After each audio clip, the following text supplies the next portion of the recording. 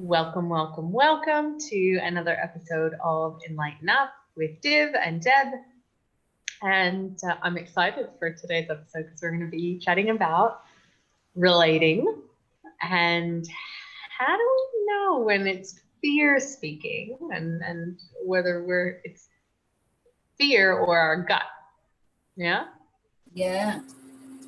So sometimes in relationships, in our relating, something doesn't feel settled in us. And we know that if we let ourselves be in the energy of fear, we will create self-fulfilled prophecies. So if I'm scared, if I'm worried that my partner might be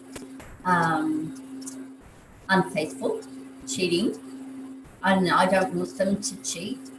And of course, that is then unresolved stuff within us when we operate in fear. If you want Divya and I to talk more about that, is that really so that how if we have fear, we actually make the thing we're afraid of happen. We can speak about it from a spiritual, metaphysical kind of perspective, or from solid science, from neuroscience and psychology about self-fulfilled prophecies. So we don't want to operate in fear. We do want to be bringing the energy of what we want into the relationship, spending time, being in the energy of, I want love, trust and respect with love. Of course, this has just come from a conversation I was just having. What she does want is trust and respect. And so we know energy flows where attention goes, and that's what strengthens and grows. So that's one piece.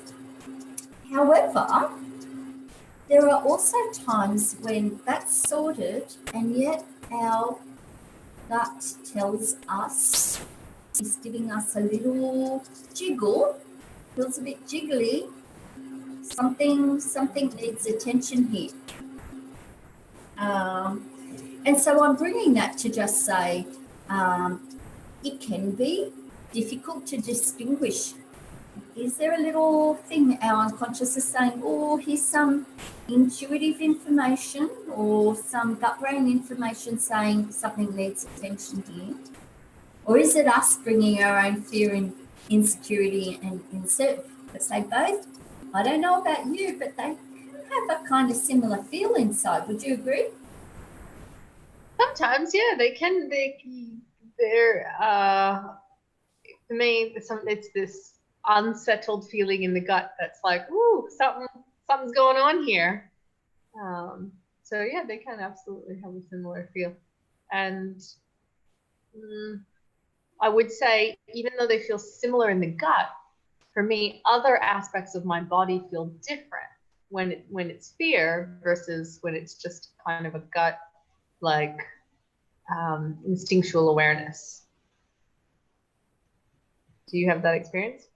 Well, you and I know that the more time we spend going towards sensation and experience, the greater our repertoire of understanding and getting finer and finer. Subtle awareness grows. Yeah, our sensitivity increases as we deepen our awareness of self. Yeah. Mm-hmm. So look, there are significant differences. Significant. Yeah. And you come to being able to understand this the more that we spend time, just like in a friendship, the more we spend time in that friendship, the more we come to know the personality of the person and recognize their voice and so forth. So that is definitely the case. Just one thing that's important to flag is that fear wears many, many masks, and sometimes fear will show up as rational boundaries or whatever, lots and lots of things. So that's just one thing to flag. I suppose the thing, because we like to keep these short and sharp, and then if people want to ask us questions, we can explore more. The thing that I really wanted to point to today is that our gut brain uses the body or kinesthetic sensations in the body to get our attention when something needs attending to. And emotions sometimes are a bit alarmist to get our attention. So a good thing to do in actually moving the fear out is when we hear the call to attention from our gut brain, oh, pay attention to something here. Let us kind of go, okay, so, you know, like if there's a doorbell ringing, for instance, we want to turn the doorbell off before we start having a conversation with the visitor. And so because our gut might be going, oh, a bit jiggly, it does not necessarily mean, you know, we're talking about relationships, we're talking about potentially somebody having an affair. It doesn't mean my intuition tells me that he's already doing something wrong. However, what is it that you might be needing to put attention on there?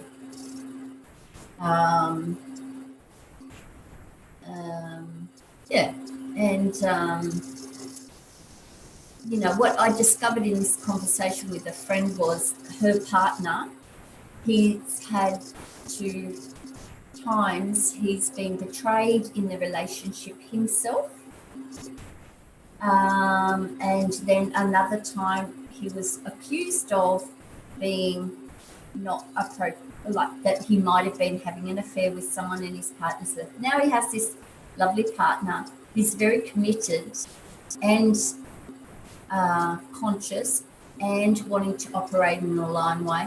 It's not on her radar at all to be unfaithful, and yet he's bringing this energy of distrusting her in. And so clearly, energetically, this is something that is a theme for him in his life. He's been betrayed, he's been accused, he's now distrusting her. For him, there is an energy around resolving this. And isn't that great that her gut brain said something around trust and fidelity needs to have a bit of a light shone on it. What will come from that light shining? Her fear wants to go, oh my God, no, is he having an affair? There's might be these few dot points that I could turn into a big art piece. Yeah, as you say that, what I am reminded of is how the gut will offer a specific awareness, and fear will run away with it and paint the whole house, you know, with like, oh no. And so it is a very different kind of experience if we let fear run away. If we let fear run away and have a experience of panic or anxiety or something could be wrong here or whatever, rather than just, okay. And it's tricky when there's, you know, in intimate relationships, particularly, you know, when there's my experience is they're one of the hardest places to be non-attached and completely clean, in my experience. Right?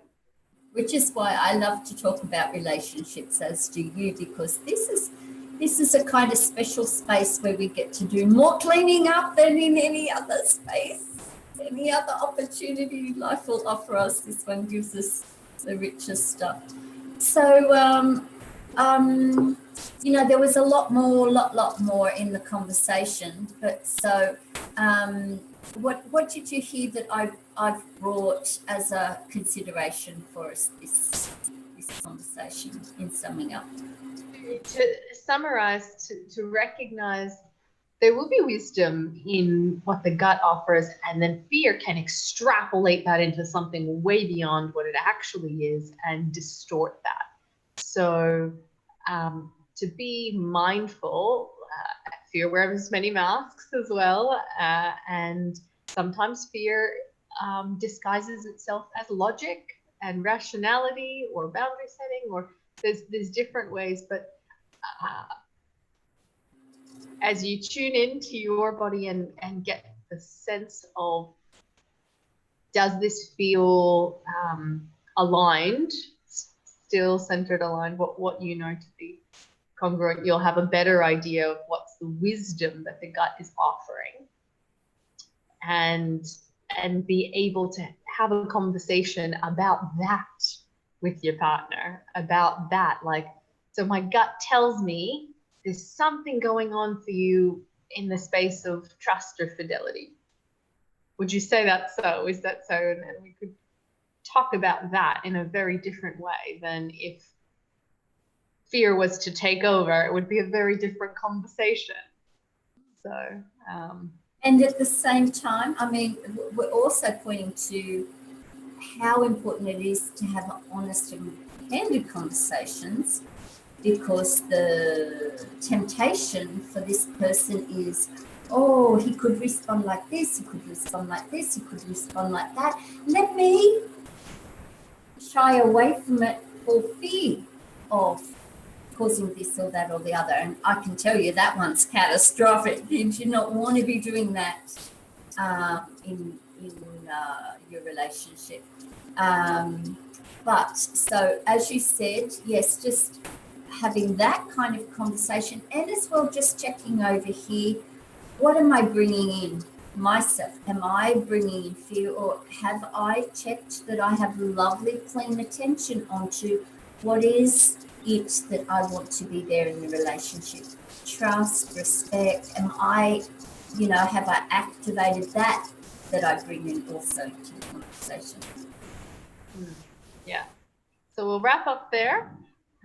And if you have any questions, pop them in the comments below and let us know what you'd like us to cover on future episodes of enLIGHTen.